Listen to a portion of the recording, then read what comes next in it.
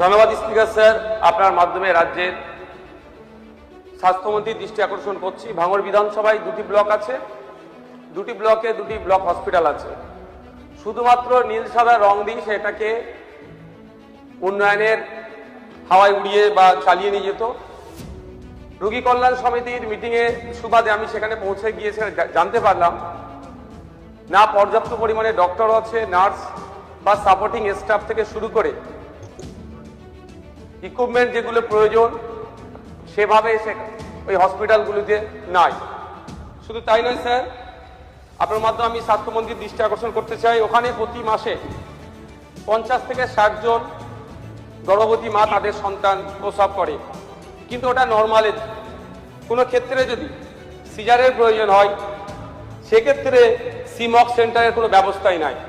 আমি অনুরোধ করব যে হসপিটালের পরিকাঠামোগত উন্নয়নের সাথে সাথে যাতে এই ব্লক হসপিটাল দুটিতে সিমক সেন্টারের ব্যবস্থা করা হয়, তাহলে আমাদের ভাঙড়বাসীরা উপকৃত হবে। ধন্যবাদ স্যার।